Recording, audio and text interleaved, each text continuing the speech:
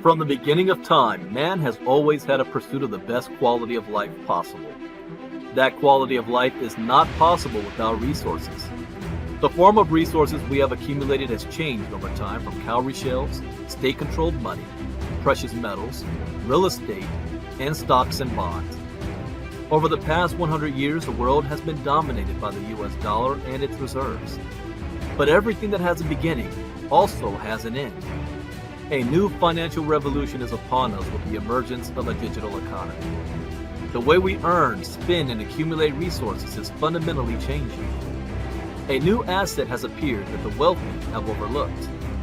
Bitcoin has become the best performing asset of the past decade by far. With only 21 million ever in existence, there are more millionaires and billionaires in the world today than there are Bitcoin. Just by holding 0.25 Bitcoin today will put you in the top 1% asset holders in the world in the next 5 to 10 years. If you had invested $100,000 in Bitcoin in 2013, today it will be worth more than $15 million.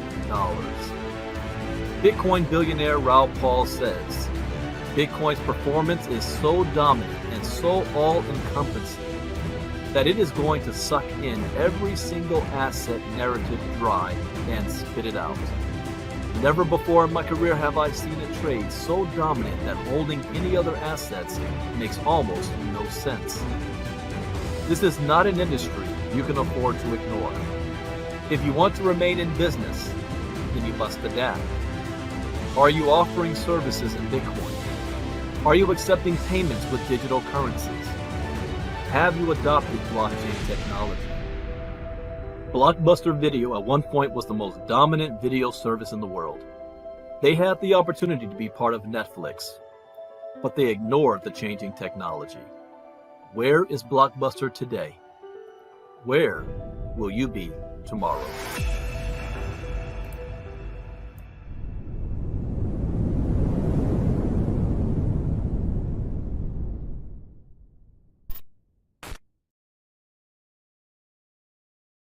Meccano, the cat of tomorrow.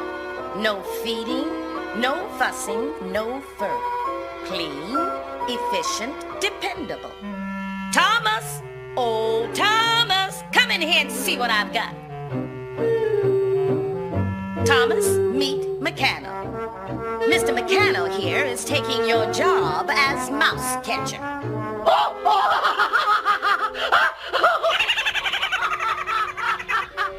Are you through laughing, Tom? Then watch this.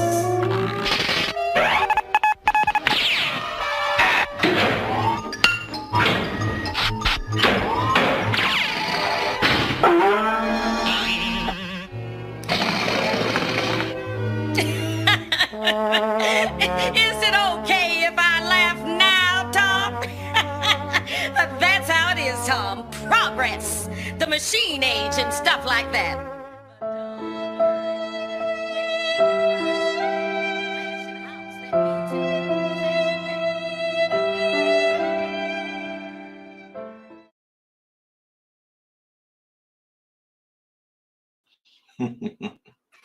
All right. Good morning, everybody. Welcome to Early Morning Crypto Talk. Bitcoin Brandon from Los Angeles, California. Go ahead and type in the chat box where you are listening in from. As a disclaimer, I am not a licensed financial advisor to be giving financial advice. I read the news, give information for educational, training, and entertainment purposes only, and it is up to you to make your own informed, intelligent decision on which direction you want to move into. So good morning. We are streaming live on YouTube, Twitter, and all of our Facebook groups. I see we've got Mr. Albert. Good morning. Good morning. Congratulations. I think Mr. Albert got another pack last night. Daryl Weston, good morning. Crazy Carla, good morning from St. Louis, Missouri. Faye Harris, Miss Marnita Casa from Colorado. Nathan, good morning. Facebook user, I'm not sure who that is, but Facebook user saying good morning. One Demetrius Turner. Good morning. Good morning. Mr. Provis Lofties from Corpus Christi, Texas. There's Marnita from Colorado. Another Facebook user, Colorado. I'm going to assume that's probably Janelle. Got another Facebook user saying good morning. Dorothy Mays from Tampa, Florida. See, Leonard Long, good morning. Martha from Mexico, good morning. Elton from Massachusetts. Demetrius Turner from Texas. Facebook user Virginia, the opposite coast. See, good morning, Facebook user from Sweltering, Utah. Is that, no, I don't know who that one is. Maybe Sue? Facebook user from Richmond, Virginia. Mr. Herschel Crow. Cheryl, good morning. Are you already asking a question about Nugent? I don't know yet. We got to wait and see. What do you think about Nugent Coin switching to Ethereum and the DeFi Oracle mainnet? We're waiting for the email when the bridge button goes live. And do not, I repeat, if anybody is on the Nugent project and they've got their Ethereum coin sitting in their MetaMask wallet, do not hit the send button. Wait until the instructions when you can do the bridge, because you have to bridge from one mainnet to another. It's like minting. If you've ever mined tokens before, they've got to be minted first. So do not, you will lose all of your tokens. See, Ann Perez from Rochester. Good morning, Ann. See, DJ Dave Culver from LA, my backyard. Facebook user from Surrey. Ooh, where's Surrey? Anna Clark, Dominica, good morning. See you rise and shine. Sybil from Chester, Georgia. Good morning, another Facebook user. Yep, that's you, Cheryl. Good morning. Facebook users watching from Virginia. Oh, yeah, that was Sue. Good morning, Sue. All right, welcome, everybody. I hope you are off to having a good Saturday. Is first thing in the morning for me at 8 a.m. in the morning. And I'm looking forward to having a great weekend. I'm doing a special live tonight at 8 p.m. Eastern, 5 p.m. Pacific. Will be a live reading of the Starvara light paper. The white paper comes out in a couple of weeks. But we're going to take a look at the light paper and a sneak peek at the tokenomics of Vara. And a week ago, I did a reaction talk that last Saturday night. Yeah, a week ago, I did a reaction. And then a week before that, I interviewed Mr. James Dentley. So this morning, we do crypto talk for the public. And this is designed to just kind of, give the public an idea of what we cover in our inner circle. I do this every day for our paying community. It pays to be in the inner circle. I can't stress that enough. It pays to be in the inner circle. But for at least once a week, I do it for the public at no charge, no cost.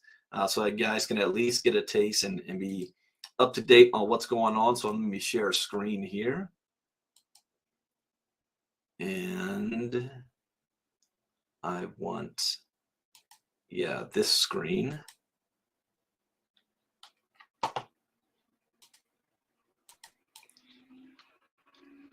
All right, let me make sure you can see everything. Yep, we're all good to go. I see you, Stan Thompson from Elon, North Carolina. Good morning. Okay, so let's see what's going on. Oh, before I even talk about it, you guys saw that video I just played, the Tom and Jerry video.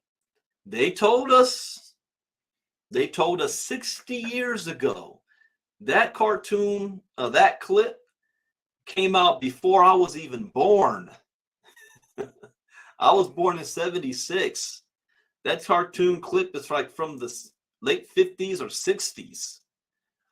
So this has been in the works for a long time, but how accurate it is today in 2023, where we are having a huge Writers Guild strike, actors strike, and one of the main topics is artificial intelligence that's going to take their jobs. Here we are 60 years later, and it is being proven. So the answer to that is not to regress or try to let's stop technological advancement, because that's not going to happen. The answer is that you get yourself better educated and start to learn new skills to adopt to the new world. That's the answer. So education is key. Education is everything. So in the crypto market cap today, let me refresh. The market cap is at 1.229 trillion, down slightly 0.3% in the last 24 hours. Bitcoin dominance is at 46.3%.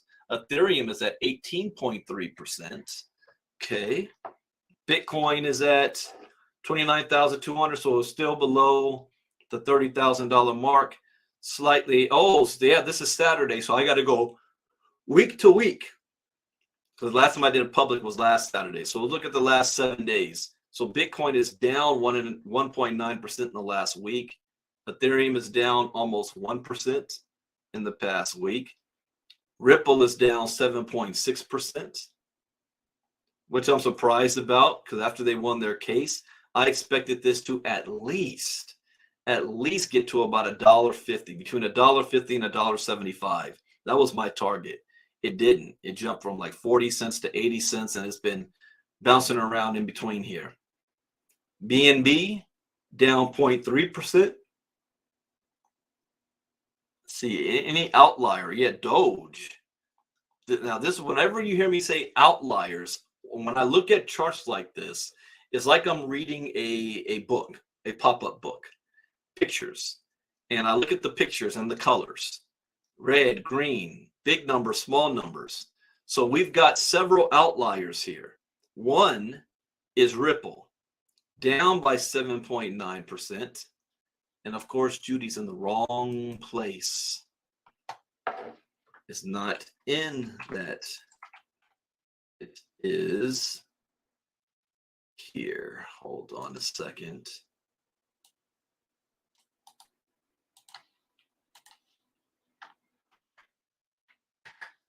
There. Saturday is different. All right. So I look at colors, pictures, big numbers and small numbers. Ripple is showing down 7.6%, but then you got Doge on the flip side is up 8.5%. So this popped up because Elon Musk changed the name of Twitter to X. I saw a video. I have never trusted Elon Musk. Never. You guys go back to my crypto talks. We go back a couple of years back when him and Mark Cuban first started talking about Dogecoin. And I was like, I don't trust Elon Musk, period. But I saw another video information that I didn't know of before, and it went into a deep dive of how Elon Musk got started all the way to where he is now. And it was shocking, but I'm not surprised. The powers that be. It took my respect for him down a peg. Thinking of him on the genius level to, nah, this is a guy that was manufactured. He was put in positions. Privilege gave him access to certain things, and he's got an agenda. And one of his long agendas is he's obsessed with the symbol X. He's been trying to create some X format for the last 30, 40 years. So he's doing it now with Twitter, changing the name to X. At the same time, he started talking about Dogecoin, and whenever he does that, he can move the market because he's got a cult following of people. I mean, he's the richest man on the planet. When he says something or does something, everybody's going to react.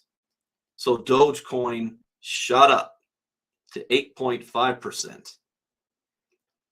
Whereas Ripple, that actually won the case against the SEC, dropped by 7.6%. See, Polygon Matic is down 6.3%, whereas Shiba Inu is up 6.3%. Like I said, these are things I look for. These outliers, these things that are standing out. Oh, here's another one. Toncoin dropped by 13%. That's a big drop. And Internet Computers up 5.4, Quant's up 5.8, and then Aptos is down 7, and Maker's up 12. So let's look at best performers in the last 7 days. We have GMX that is up by 12.9%. Oh, that's a steady. Look at that. Look at that increase.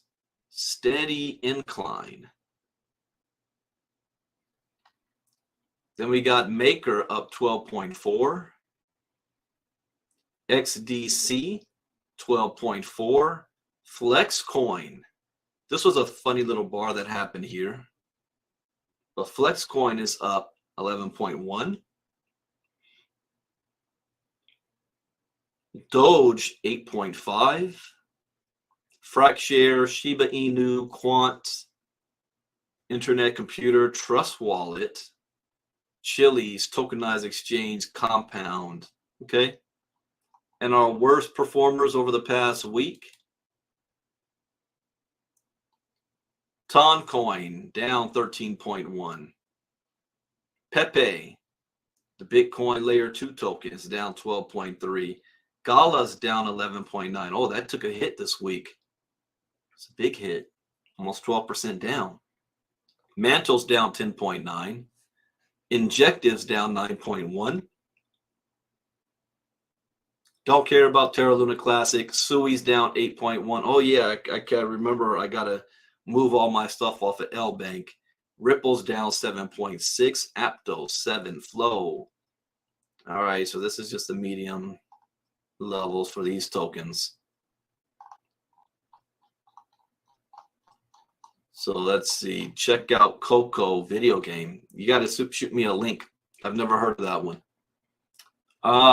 Any major news in the past week is Russia stopped the grain from coming out of the Ukraine.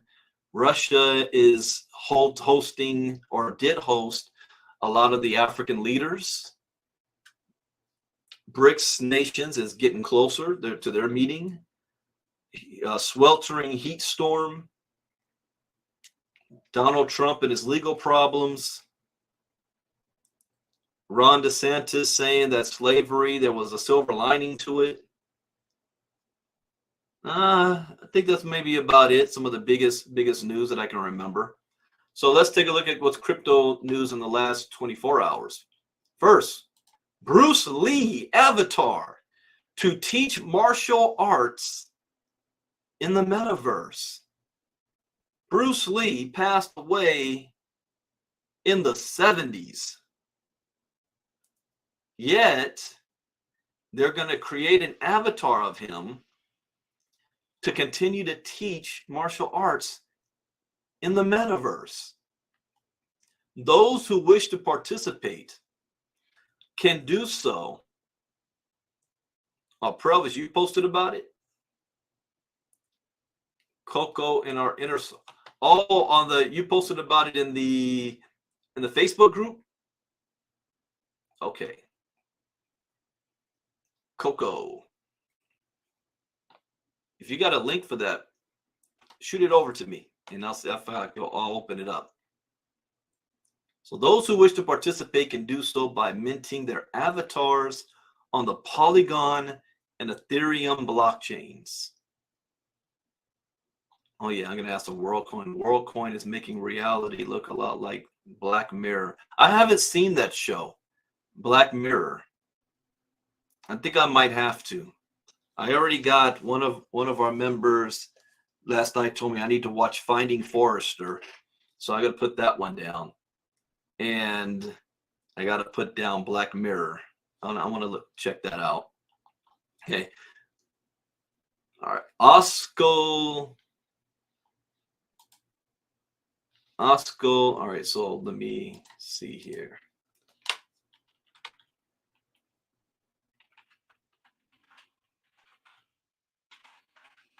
OxcoCobets.com. Did I spell that right? Yeah. OXCOCO bets.com. Check if there's a typo. Nah, that's what it is. I'll have to pull up on the Facebook.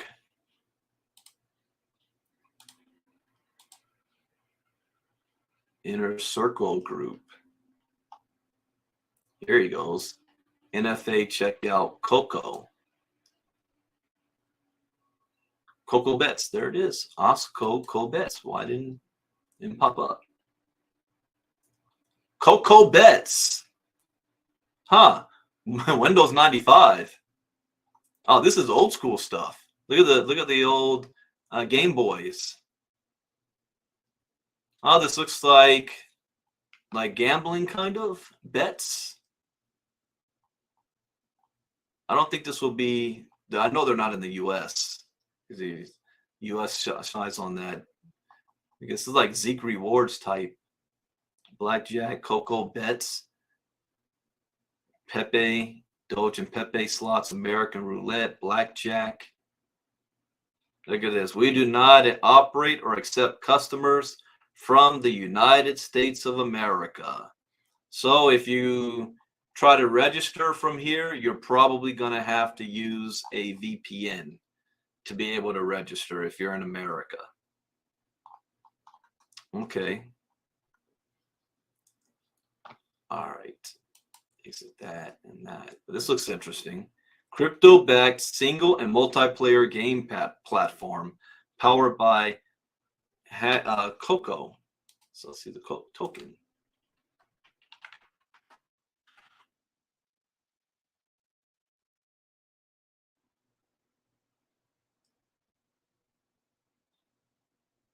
Let me try CoinMarketCap.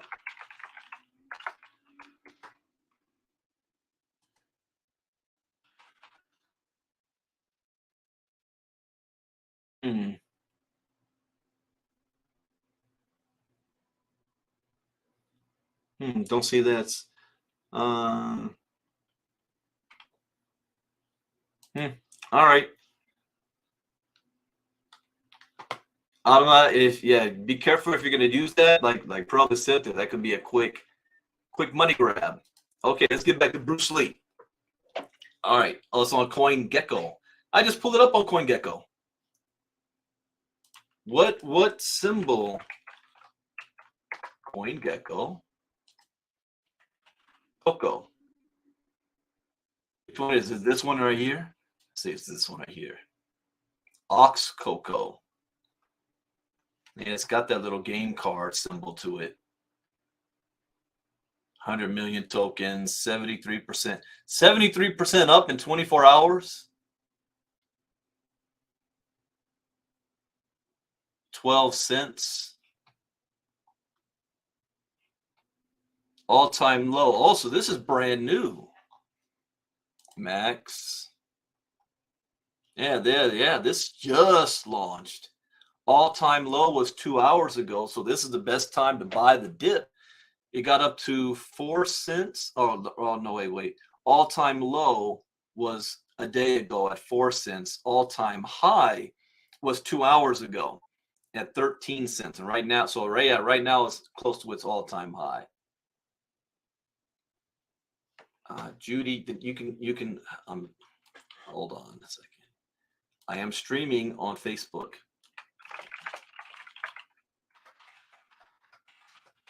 On Facebook as well. Ladies and gentlemen, please do me a favor. If for whatever reason you guys run into any issues and you know I'm live, please do me a favor. Shoot a message to my executive assistant, Miss Marnita Casa. She can help you out and get you set up. But if you blow me up with messages because you can't get into stuff, then you're throwing me off for broadcasting. And I don't want to be rude just to ignore you, and then you think that you're left out. So just do me that. That's why I have an executive assistant. All right, so let's go back to Bruce Lee. Legendary martial artist and actor Bruce Lee, who died in 1973. My mom was a huge Bruce Lee fan. She took martial arts in his studios in when he was in Hollywood as an actor, and my mom was part of his martial arts groups.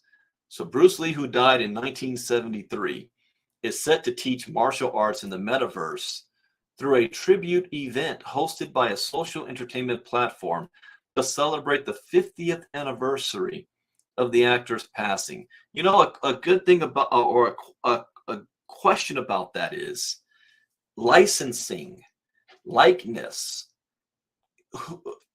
Is it legal to recreate someone who passed away and then profit from it in a metaverse type way? Or is there copyright issues or licensing or family estate? I mean, what if somebody decides to do an Elvis concert in the metaverse with an Elvis avatar, or Tupac, or Biggie, or John Lennon, any of the artists who passed away half a century ago? What if they decide to bring Marilyn Monroe back and put her in a metaverse AI generated movie? That's what the Screenwriters Guild and everything is fighting about. That is, wow. That's as cool as it is. That brings up moral or ethical questions.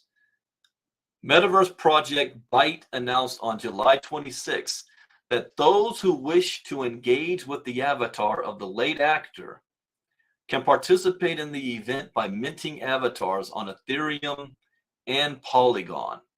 The minting is set to open on July 27th at 9 p.m. or 9 a.m. for Polygon, and July 28th at 9 a.m. for Ethereum. Yep. Partnering with Magic Eden to immortalize Bruce Lee on Polygon and Ethereum with the Bruce Lee 50 tribute free. Okay, so it doesn't look like they're trying to make money from this. Free mint collection. Polygon the 27th, Ethereum the 28th, Discord. Let's take a quick look at this. Can you guys even hear that audio? Because I'm not on Zoom. I'm using StreamYard, so I want to make sure that I have the audio on. So I'll try that again.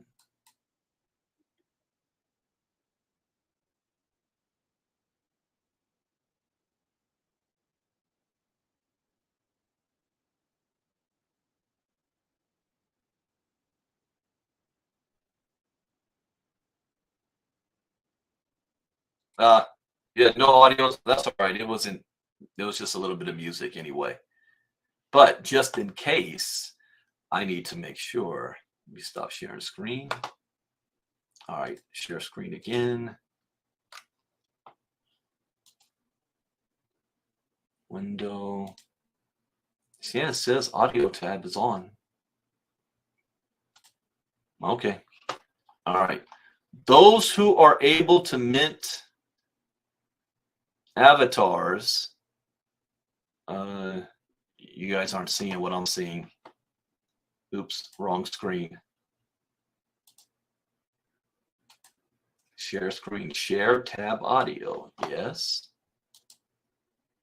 And this one, Bruce Lee. There we go. Those who are able to mint avatars on Ethereum or Polygon will be able to utilize the playable characters that they minted within the Byte City Metaverse game 24 hours after the mint. The game can be accessed through desktop browsers and through iOS and Android mobile devices. Byte City has also collaborated with Bruce Lee's daughter. Okay, so they got the family on this. Shannon Lee and Samsung Gaming to develop the tribute event. In a previous press release, Lee said that the game will provide an immersive experience that allows fans to celebrate her father's legacy in a special way. That's another movie I need to write down. I'm thinking of martial arts is Everything, Everywhere, somewhere, with Michelle Wu. Everything, Everywhere. It won a Grammy and stuff. Everywhere. Michelle Yeoh, the greatest female martial artist actress ever. A lot of people know her new modern movies and TV shows, Star Trek, but I remember her in the old 70s karate flicks. You guys get up on a Saturday morning, right after Saturday morning cartoons. One of the channels had the old school karate flicks where it was dubbed and they're speaking and their mouths are moving when there's nobody talking, and they're jumping in trees and on roofs. You guys remember that stuff? Michelle Yeoh was all in those old school movies before anybody knew who she was. Meanwhile, this was not the first instance of Bruce Lee diving into the Web3 world. On April 12th, the Bruce Lee Foundation, which is also directed by Shannon Lee, partnered with NFT Token. That's right, Channel 9, Dave knows it. Channel 9 back in the day, all the old school karate flicks. We had the cartoons were on, I think, 11 or Channel 7 or 13 in the morning. And then we switched it to Channel 9, the karate flicks. On April 12th, the Bruce Lee Foundation, which is also directed by Shannon Lee, partnered with the NFT video platform Shibuya to create an NFT collection called the House of Lee. Start spreading the news. 5 hours left to get your ticket to House of Lee. Apple Pay accepted. House of Lee.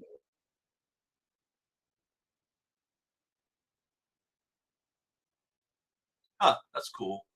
While the release generated, about $730,000, holders of the NFTs quickly realized that only one NFT was unique in the entire collection. This led to the floor price of the collection dropping from 0.008 Ether minting price to, oh wow, why did they do that? So wait. You release all these NFTs, but only one was unique? I don't understand that concept. Okay, well, whoever was the lucky one that got that one NFT, that's a prize. All right, scammers pile on to impersonate WorldCoin on Twitter following token launch. Okay, WorldCoin, those in our inner circle, you've been hearing about me talk about this all week. I am not a fan of this. Every time I hear about it and the more I see of it, I get this bad feeling in my gut. And they always say, listen to your gut. I can't directly put my finger on it. Something just telling me that there's something not right with this project. And I don't want to have anything to do with it. Even if I can make a quick buck. Something ain't right here. But anyway, scammers pile on to impersonate WorldCoin on Twitter following the token launch. How many of you guys got your hands on the WorldCoin tokens? Twitter announced its rebrand to X on July 24th. The same day the WorldCoin token launched and provided. So is that coincidence? All year I've been saying that this summer is going to be a historic hot summer. And I wasn't talking about the heat, although that's interesting that happened as well. I just said there's going to be a lot of things, not just one event, but there's going to be many events that happen over the course of this summer that's going to reshape and change our society for the foreseeable future. Now, how long has Twitter been around for? And yet this summer, they changed their branding to X. That's not something that's light. You take lightly. That doesn't happen every day. And on the same day that he changed it to X, the WorldCoin token launches. I do not believe in coincidences. too much. I understand the laws of the universe. Everything is by design and has been directly or indirectly put in motion. I don't believe too much in coincidences. So, but scammers are taking full opportunity of this. So several fake accounts on Twitter, currently rebranding to X, were pushing malicious links to users following the launch of the WorldCoin Human Identity Verification Token. I don't know if you can call me getting more paranoid as I get older now, but it's like it's come to the point I don't trust the emails that I get. I never click on any links in the emails. I'm not even trusting now. Websites? Definitely, what I used to do a lot was I would Google something. And then if I Googled it, and then, whatever pops up, the links, I click on the links, it takes me to a site. I don't even trust those anymore. How do I know that what I Googled is actually the legitimate site and not a scam site? Can I trust Google's algorithms to be able to weed out the scams from the good? I can't. So I don't even trust Google that much anymore. July 24th marked Twitter's rebrand to the letter X, as well as the launch of the WorldCoin token. So Elon Musk knew this was happening. Why would he change the name of his company on that same day? Though the change in brand has had mixed reactions online, the social media platform has not changed its policy of purchasing or applying to display differently colored check marks based on the type of account. A policy that went into effect in December 2022 while Elon Musk was CEO. A policy that went into effect. Okay. Since launching its Twitter account in August 2009 and later receiving a gold check mark for a business, WorldCoin has seen a number of impersonators arise. Though dozens, if not hundreds, of fake Twitter accounts bear WorldCoin's logo and variations of its name. At least 7 at one point showed a blue check mark, requiring the scammer to pay $8 a month. So you can't even, of course, if it's got a blue check mark, that means it's verified. All you have to do is pay money to get the blue check mark. That's what the scammer will do. So you have it a pay to play for verification. Twitter, I would consider is dead, as you knew it. And who knows what Elon Musk is about to do with it. For every human is their motto. Like I said, building the world's largest identity and financial network to serve as a public utility, giving ownership to everyone. At the time of publication, Twitter has suspended many of these fake accounts, impersonating an airdrop for the WorldCoin token onto followers. Many fake accounts created prior to the launch of the WorldCoin token also stepped up the frequency of their tweets since July 24th. WorldCoin has the potential to revolutionize the future direction of cryptocurrency. Although the project is still in its early days and its future success cannot be predicted, it has some future implications for the crypto industry. I don't want to do this, but I might be forced to have to do this.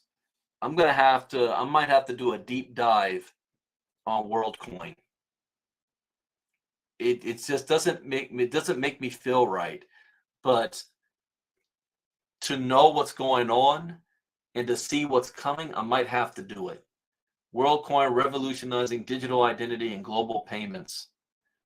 Note that there are a lot of scammers out there posing as WorldCoin, and people might have reached out to you promising you cash or even future wealth after investing. Well, WorldCoin, you're doing it. I saw what's going on in London. They had an event where they were paying people like 65 pounds to get their iris scanned into the WorldCoin network.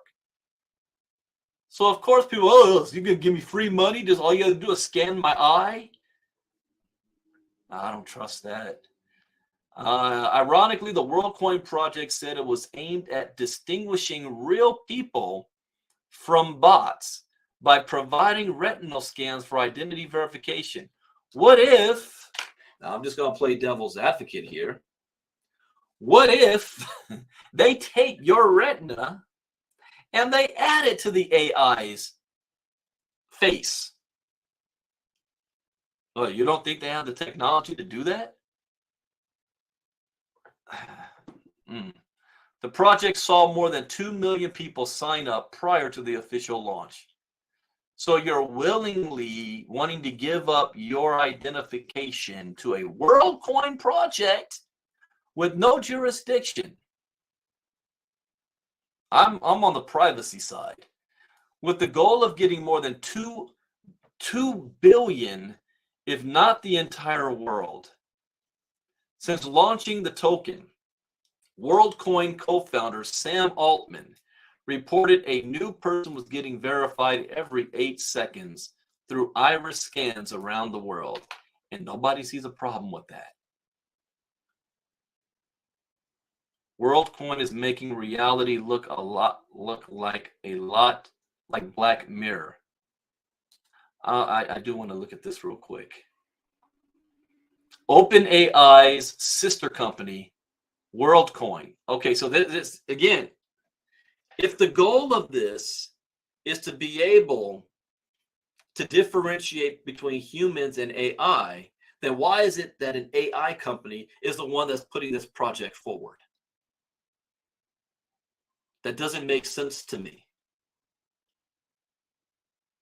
There's another agenda going on here.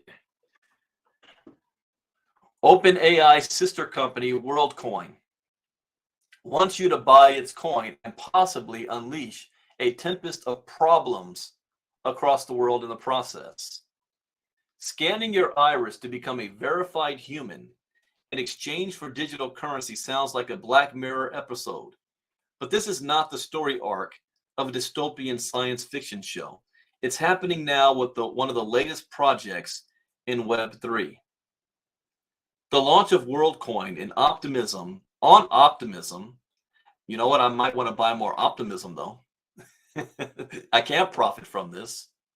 Let me take a look at Opt real quick.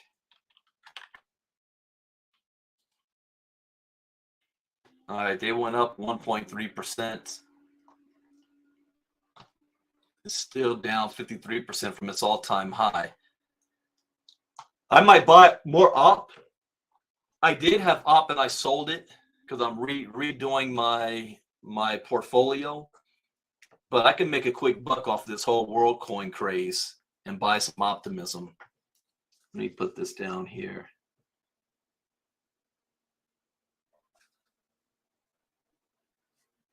OP current price is $1.50.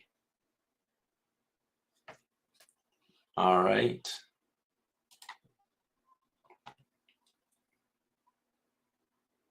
The launch of WorldCoin on Optimism has left many wondering whether this project is subverting Web3's promise of decentralization to build just the opposite. I agree. And yet, more than 2 million people in underserved areas have already signed up to share their biometric data with WorldCoin in exchange for 25 of their coins, WLD, worth less than $100. Okay, I gotta put this, watch this as well. For the WorldCoin itself, $2.31. It's going to be 10 billion supply. Just launched, came out the gate. Its all-time low was $1.66. Now it's up to $3.30. Oh well, that's all-time high 5 days ago. Right now it's at $2.31.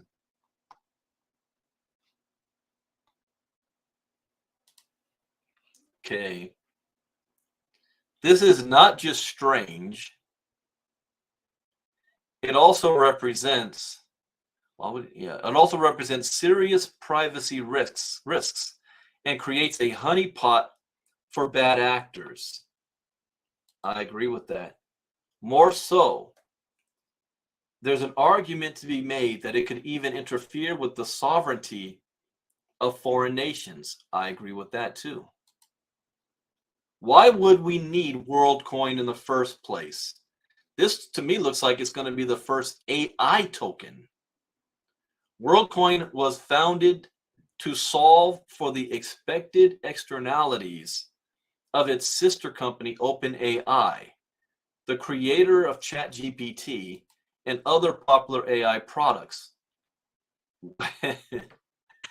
One hand is solving the problems, the other hand is creating. I said this in Inner Circle Crypto Talk. Remember I said that? I said, in one hand, you create the problem, and then you create the solution to a problem you created.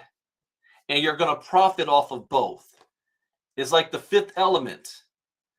When the guy fired like 2 million people like that, but anytime he wants to create more jobs, he just creates a disaster somewhere. This is the government does this too. False flag options. And this, those of you that have been seeing, I have not done this in a while, maybe 7 months now. I have not done the financial crypto storm is coming. And what I stated was that either by design, natural disaster, or a created disaster, that the government would use to implement the CBDC. They got to create the problem first, and I think this is already in play with the banks. The Federal Reserve going after the banks to force us to have to use their system. It's a gangster move here. You create a problem, and then you create the solution. 2024, Bitcoiners trying to save the children from Sam Altman's WorldCoin orb eye scans. This was, what was this, World of the War of the Worlds? I heard there's a new one coming out, War of the Worlds movie coming out. That who was in that? I guess I heard there's a new one coming out now. In the words of the founders, if successful, we believe WorldCoin could drastically increase economic opportunity, scale a reliable solution for distinguishing humans from AI online while preserving privacy, enable global democratic processes, and eventually show a potential path to AI-funded universal basic income. This is by far has nothing to do with being decentralized. This is all about control. The problem with WorldCoin, despite the ambition and promise to safeguard privacy, a whole new set of problems arises from the fact that this is being done by a single, currently centralized company. I'm surprised the world hasn't reacted. I mean, Mark Zuckerberg attempted to do something like this when he created the Libra years ago. And the Libra was going to be his own cryptocurrency through the Facebook. But the problem was he's got more than 2 billion subscribers. That's more people. It's like he has his own country than every country on the planet. The governments of the world shut that down with a quickness. Said, oh, hell no. We are not giving Mark Zuckerberg that kind of power. So it looks like they're doing the same thing, only now they're like, we're going to get your entire database by getting everybody's identity on the planet. Create a world ID. I'm not for that. Despite the ambition of promise of a safeguarding privacy, a whole new problems because it's currently centralized company. The irony is not lost on ChatGPT. Some of its answers when prompted, what are the risks of having one company? You tell me you go to ChatGPT and ask the question, What are the risks in having one company own biometric data for individuals in underdeveloped countries? Include privacy violations, security breaches, surveillance, and sovereignty. Their own AI is admitting this. Ethereum co-founder Vitalik Buterin has echoed some of these concerns as well. Having one company own biometric data for individuals in underdeveloped countries poses significant risks for individuals. On a broader societal scale, these are even more significant when coupled with UBI payments to foreign citizens. Privacy violations. Biometric data like irises is highly sensitive and unique to each individual. It can reveal information such as sex, ethnicity, and perhaps medical conditions. If a single company controls this data, there's a high risk of privacy violations as it can be used to track and monitor individuals without their consent. Who's to say that the company would not exploit the biometric data for commercial gains? Of course they will, such as targeted advertising or selling the data to other entities. Isn't that diametrically opposed to what we have been trying to achieve for the last few years? Yes. Security breaches. Centralizing biometric data also puts it at a higher risk of being targeted by hackers and cyber criminals. That's true. So it's play devil's advocate. Even if they were being noble, they're like, oh, no. We are really are doing this for humanity. But you get hacked and they steal your data. How many times have we seen this happening with our social security numbers, with Visa or MasterCard or PayPal or whatever, getting hacked? And then all of a sudden you get an email message. Well, yeah, your information might be at risk. It's been on the dark web and da. All it takes is one. Surveillance and sovereignty. This data could also fall into the hands of governments to subpoena the data and obtain citizens' personal information without a warrant. There are fewer protections when you sell your data to a third party. A corrupt government may use this data to manipulate behaviors, limit dissent, and suppress opposition, essentially turning underdeveloped regions into surveillance states. More so, if the company operates across borders, it could wield undue power and influence over governments and societies. I watched a TV show. I need to finish this, but I forgot the name of it. And Marnita, see if you remember this, but it was a foreign film, I think out of Brazil, where it's a future dystopian world where every single human had a drone the size of an insect that follows them everywhere they go. And it's recording their entire life. And the whole idea of it was to prevent crime. Because if you commit a crime, the drone is recording you do it. And it reports that crime instantly to the government. But the movie was about how somebody was able to hack one of the drones and shut it off when a murder was committed. So the court system couldn't use that drone as evidence. And the person that was killed, drone was also shut off. Surveillance. Yeah, I got to remember what the name of that movie it was actually a series.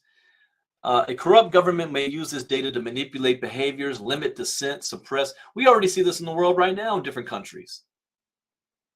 More so, if the company operates across borders, it could wield undue power and influence over governments and societies. All right, another devil's advocate.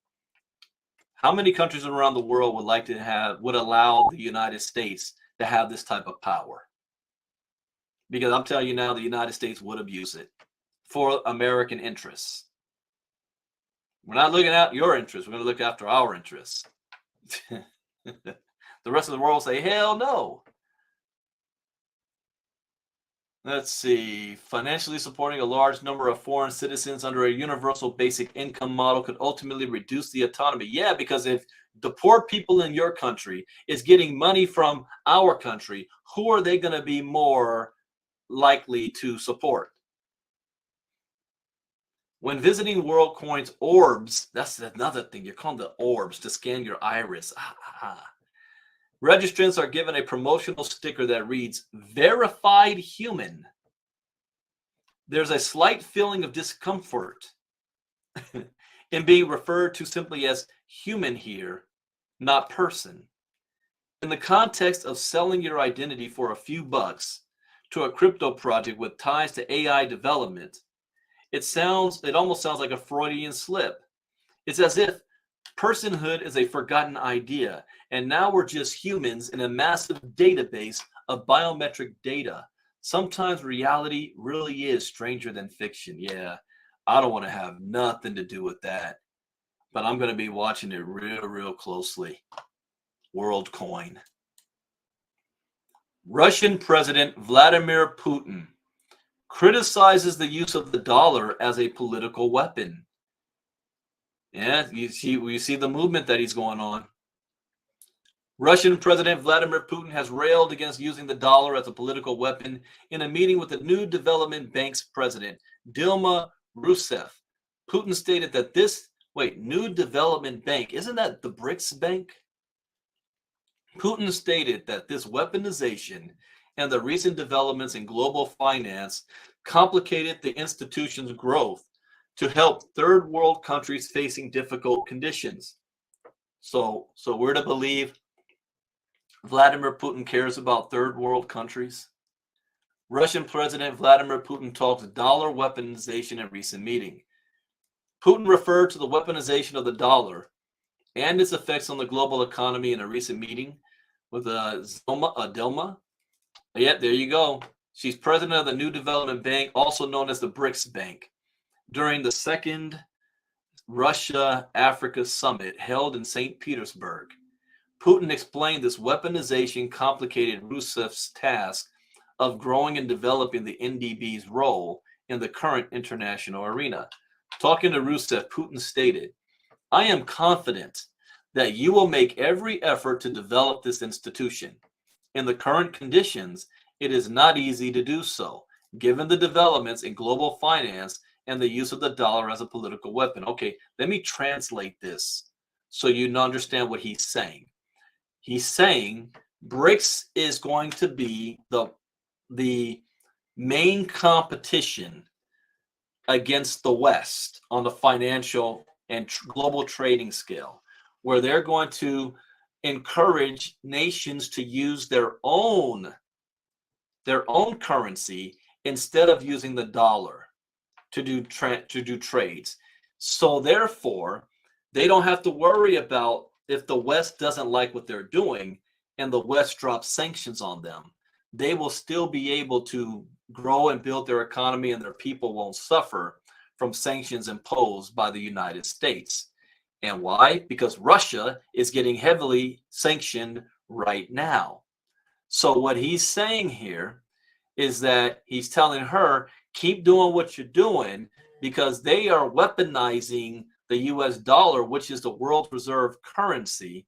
And we need to get away from that so that we're not being hurt. No, mindful that the only reason why you're being sanctioned is the fact that you invaded another country and you're bombing civilians. Oh no, we're not going to mention that. We're just going to talk about the weaponization of the dollar. Let me give you a wake-up call. It has been weaponized since it first started after World War II. You're just now using that as a talking point.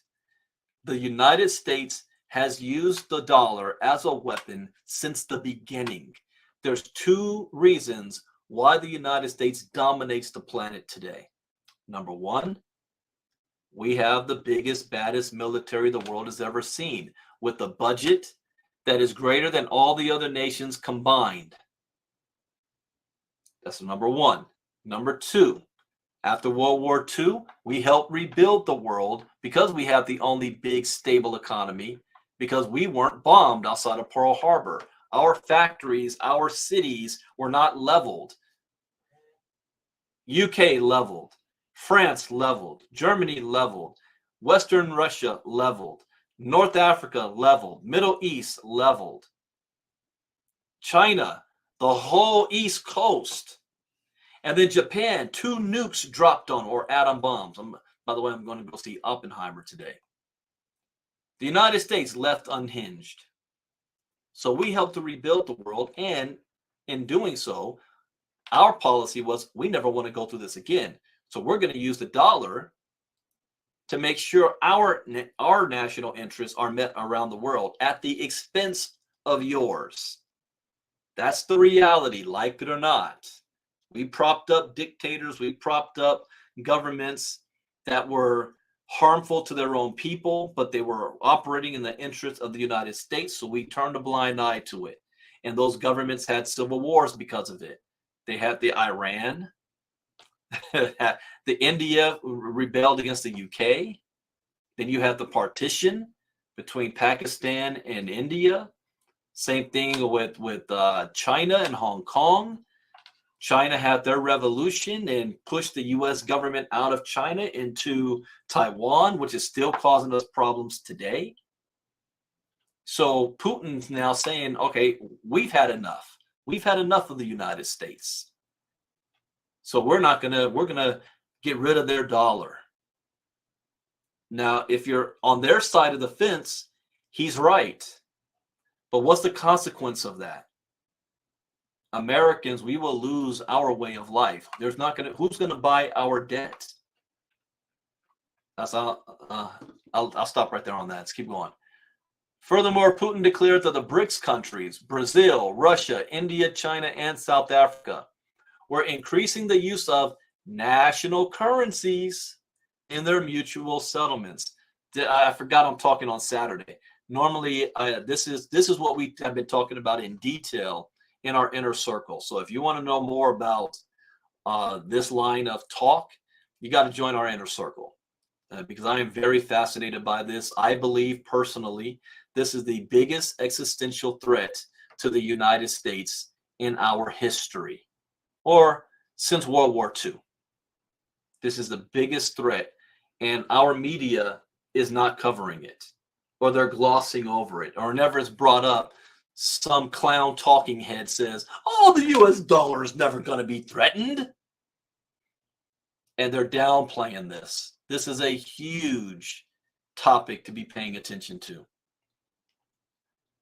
Rosoff stated that even as the bank faces liquidity problems, the institution is called to develop a more significant role in the emerging, and you're going to start hearing this a whole lot more, multipolar world order.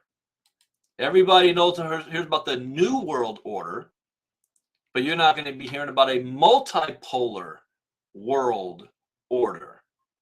The bank should play a major role in the development of a multipolar, polycentric world. We must work to attract investment in the markets for our partners. Another thing that I state in our inner circle is that the world is going to start to choose sides. It's not going to be multipolar. It's going to be only two, the West and everybody else. And they're choosing sides. And it seems that South Africa is having a bit of an identity crisis. While they are a signing member of BRICS, and they have been running their mouths about, yeah, we're going with China and Russia, the business leaders in South Africa are like, whoa, slow down. What the hell are you talking about? Without the West, we're done for. They're funding everything for us right now. Don't poke the bear. We can create BRICS and not piss off the West at the same time. So they're having a little bit of crisis right there. Now, Saudi Arabia is another one. Saudi Arabia, the biggest stab in the back. And I blame the Bushes, Clinton, Obama, Trump, and Biden. None of them when it comes to Saudi Arabia, was working in the best interests of the people of America. They did work in the interests of the businesses in America, the oil and all of that. I mean, it started with Daddy Bush and Bandar Bush. They were, the families were so close that they called each other families. When 9/11 happened, who were the majority of the attackers? Were they from Afghanistan? Were they from Iraq? Were they from Iran? No, they were from Saudi freaking Arabia. When all of the flights were grounded in America, the only flight that was allowed to go off by presidential order was the Saudi royal family's jet. They picked up all their family members and flew out of America because they were afraid that Americans would take them out. We have never held Saudi Arabia accountable. We propped them up. All the way from the merger of Koji. I say his name right? The journalists.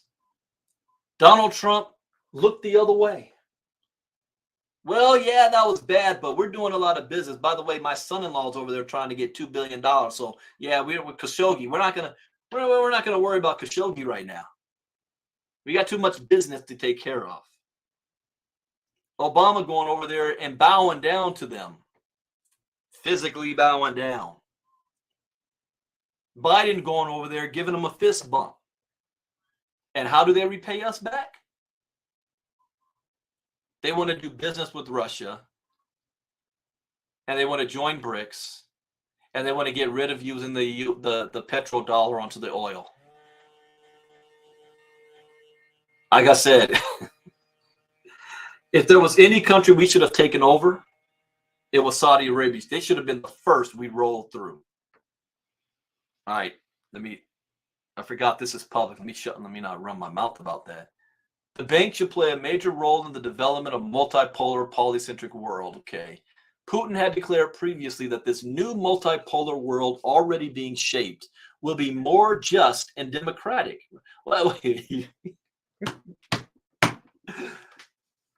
the dictator, authoritarian, former KGB communist, Putin, who's been in power for 20 plus years, says that, oh yeah, what we're doing is going to be more just and democratic. He jails his political enemies. He poisons them. They disappear. He shuts down any media that's saying anything negative against him. Every dictator would love to do that. Well, who else about to go down a road? Let me not go down that road.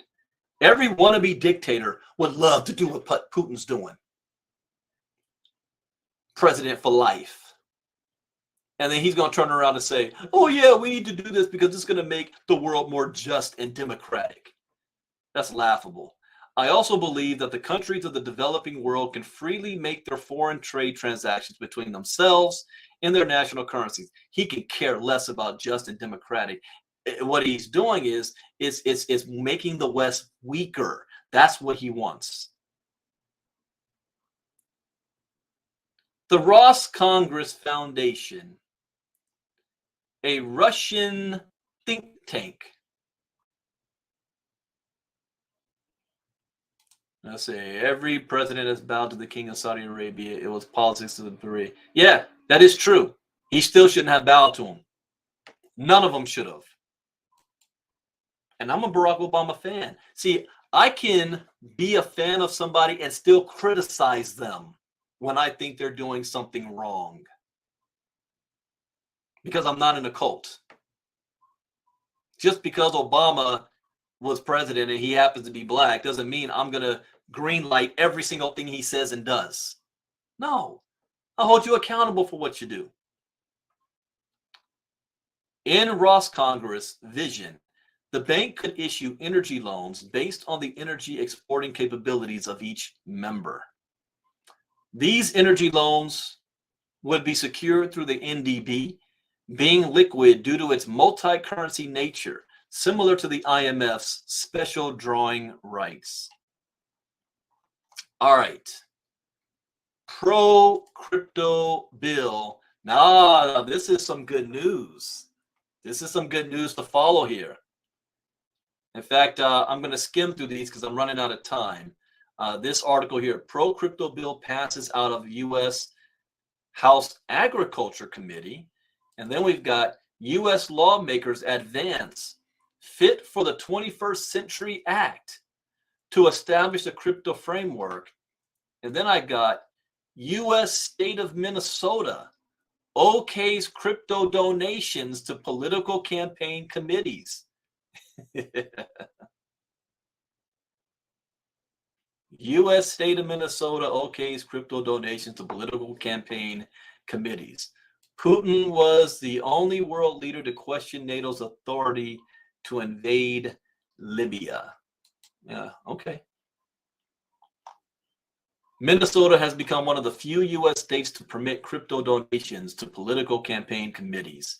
However, according to the state's new rules, crypto donations must be converted to U.S. dollars within 5 days. In the event of price changes within the 5-day grace period, these must be shown separately in campaign finance reports. That whole invasion of Libya was not what they said it was. What's his name? Muammar Gaddafi. Yeah, he was going against the world order and creating. He had a whole lot of gold, and he was doing things against the new world order, and the West had to shut him down. It was illegal what they did. Now, just because Putin called it out doesn't mean I'm a fan of freaking Putin. But he was actually right about that. Converting crypto donations to dollars. Now, this is why we're now about to come into the elections, right? We got the Republican debate starting next month, and every politician needs money. So this is why the whole FTX thing was a big deal, because the Republicans claimed that FTX was donating to the Democratic Party and helped the Democratic Party win the election. They also donated to the Republican Party as well, just not as much. So it became, and I was saying this last year and earlier this year, that I hope crypto doesn't become politicized. So far, it's still by what's the word I want to use? Both sides are cooperating on this. Both Democrats and Republicans. You've got sides that don't like it, and both Democrat and Republican sides that they do like it. It's kind of bipartisan still right now. But as we get closer to the elections and a lot of rich people in crypto start to donate, you're going to start to see more friendly actions when it comes to crypto. WorldCoin adoption said to be accelerating. Sam Altman states one person. Oh, that's scary. So let's see. According to Axios, the crypto contributions must be valued at the digital assets' respective prices. So when anybody says, "Oh, crypto's not real, it's fake money," then why are politicians accepting it? I'm just giving you an objective perspective, free from Yankee-centric propaganda. That's what I do too. As an American, this is something else too. And as Americans, we cannot be ignorant. You know, they say ignorance is bliss. We cannot be ignorant to the fact and just think, America, that everything we do is right. Everything we do is just. It's Captain America. It's the American way. There are forces out there that do not believe everything we do is just, and there are things that we do that are not just. And it's sometimes we need to take ourselves out of our own bubble and look at us from the perspective of how the rest of the world looks at us from the outside. And we've got to be able to critique ourselves. If you can't take any type of criticism, then you, what's the word I want to use there? without being too offensive. If you can't take criticism, I mean, you're really hurting yourself more than anything else, and you're only going to grow so far. America has a lot to answer for, and there's a lot of things that we've done that has been in our benefits. But it's okay to recognize and accept that, but not put our head in the sand and act like it's all kumbaya and everybody that's not American is a freaking terrorist. One man's terrorist is another man's freedom fighter. Right, Minnesota's decision to allow crypto OOO. But saying that, let's not forget, I am an American. So at the end of the day, I'm always going to look after my family and my country's best interest first, while still acknowledging the bullshit that we do around the rest of the world. I'm not gonna do anything that's gonna hurt us. All right. I'm still home team. I learned a lesson 1990. I'm from Los Angeles. Well, who was in the NBA Finals? Chicago Bulls versus the Los Angeles Lakers. I grew up Showtime, Magic Johnson, Lakers, all my life to that point. But who was my favorite basketball player? It was Michael Jordan. And I remember I was wearing a Michael Jordan Bulls shirt on in the finals. And after my dad tolerated it, game one, Lakers won the first game. Game two, Bulls won. My dad tossed me out in the backyard and locked me in the backyard for like a couple hours. Because I was the enemy. But I'm always still going to be home team. But I can still, acknowledge Michael Jordan is the greatest basketball player of all time. Not LeBron James. Oh, let me not go down that debate. LeBron James ain't the greatest Laker. Oh, okay. All right. Minnesota's decision to allow crypto contributions was made after the state's Campaign Finance and Public Disclosure Board received inquiries from campaign teams which wanted to know the procedures for accepting crypto donations. Hate the Bulls and Jordan, Lakers trained for life. I'm a Laker fan for life too, but I'm like Jordan. Jordan's the man. I love the Bulls of the 90s. That was my team. Although the state has okayed crypto contributions, prospective recipients of such donations are still wary of digital assets volatility. Speaking of LeBron James, even though I am a critic of him in the basketball world, outside of the basketball world, I have mad respect for him. What he's done in his community, his giving back to charity, his giving back to the kids, but keep his family in prayers about his son. His son had cardiac arrest on his first practice at USC. And that is not, that's very, very dangerous. Imagine your child's heart stopped. One of my best friends in high school had a heart murmur and died on the playground my senior year in high school. That shook me. That was the first time I experienced from at that age, someone close to me at school that died like that. It was right after our prom. And then like a week after he died, our prom pictures came back and he's all up in them. And that was hard. But Hank gathers, that syndrome. So I hope the young man is able to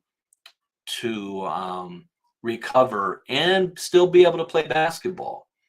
I know his dad, LeBron's got dreams of being like Ken Griffey Sr. and Ken Griffey Jr., being able to father and son to play at the same time. That's very, very rare. That's happening right now in wrestling. You see Rey Mysterio Jr. and his son, Dominic Mysterio, being able to work together at the same time. It's always great. Like I always have my son, Christopher Ivy, on all of my crypto stuff, and he's going to be traveling with me. So, I feel for the James family, and prayers go out to them in a recovery for their son. All right. Let's see here. Politicians not in a hurry to receive crypto donations? Really? I don't agree with that. Meanwhile, U.S. Congressman Ken Martin is quoted in the report stating that he is not seeking to actively raise crypto donations publicly. There has never been a politician that has said no to money where it's coming from, unless it's public and they're being shamed for it. Like if it's publicly known, a racist organization gave you money. I didn't know they were racist. I'm giving it back. That's until you're being called out for it. Minnesota Republican David Hand claimed that there's so much that you have to do to verify cryptocurrency and accept it that it's somewhat of an administrative nightmare. Yeah, I don't believe any of that. They're going to take the money. U.S. lawmakers advance fit. What is this? U.S. lawmakers have advanced the Financial Innovation and Technology FIT for the 21st Century Act that establishes a regulatory framework for the crypto market. Our bill establishes clear principles to ensure financial security and certainty as digital asset developers continue to innovate. Fit for the 21st Century Act advances. Just past our Fit for the 21st Century Act. This didn't even make the news either. I didn't see it on the news at all. Favorite game, Bulls played the Raptors. I remember that game. The crypto industry wants clarity, and our collaborative bill gives both the CFTC and SEC a seat at the table. Our bill establishes clear principles to ensure financial security and certainty as digital asset developers continue to innovate. Congress has heeded the call for strong consumer protections and a functional regulatory framework, which is why I introduced my bill after working closely with key stakeholders, the Biden administration, and members for both sides of the aisle. So this is still bipartisan for now. We'll see the closer we get to the election. And then this one, the pro-crypto bill, the Republican bill dubbed FIT. Yes, same thing. All right, the FIT bill. All right. So let me stop share. So that is it for Crypto Talk for today. I hope you learned something new. As always, that's the point. You guys that are not in our inner circle, you just got a sneak peek at what we do on a daily basis. You want to be a part of our inner circle to get the latest news and information and how anything that's going on is going to affect our market. It's going to affect our portfolios, and we can make the right decisions on which direction we're going to move in. Education is key. Education is everything. Now, I will be back tonight at 8 p.m. Eastern, 5 p.m. Pacific, to do a live reading of the Vara Light Paper. This is a project that I am heavily invested in, that I came out of retirement for, and that we're doing a killer right now. One of our members just yesterday made more money in one day than most people make in half a year on their 9-to-5 job. Can you imagine making 6 months worth of wages in one day? So we're really rocking it. I'm really excited about this project. This is a long-term project, and it has not gone viral yet. Nobody knows about this yet. Most people are still sleeping on it because they don't understand the technology. And that's what I like, because I do understand the technology, which means there's opportunity. I can get in front of the river of money before the river of money comes. So that's going to be tonight. Leonard, check my text message. What you got going on there, Leonard? Heartland Tri-State closed by FDIC. What? Another bank just went down right now? Heartland Tri-State closed by FDIC. All right, I'm going to cover that on Monday. Monday morning. Let's see, he's got it here. If you send it to me in text, I'm not going to be able to. Oh, I have to share screen. Okay. I got to call an audible right now. Got to call an audible. Let me share screen again, because this is important, big news. All right, I want this window.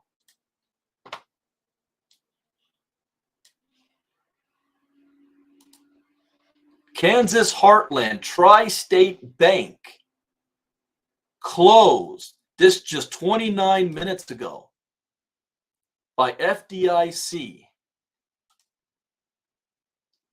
Oh, the ongoing crisis surrounding the U.S. banking system struck again as Heartland Tri-State Bank of Elkhart was closed on July 29th.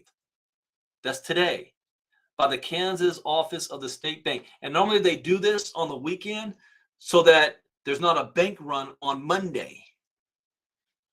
With the Federal Deposit Insurance Corp taking control, on July 31st, the 4 branches of Heartland Tri-State Bank will reopen as branches of Dream First Bank under normal business hours. Yeah, so Monday morning. Depositors of the failed bank, why did they say this failed, will become customers of Dream First Bank, meaning that withdrawals, deposits, and loan transactions will be processed through Dream First Bank.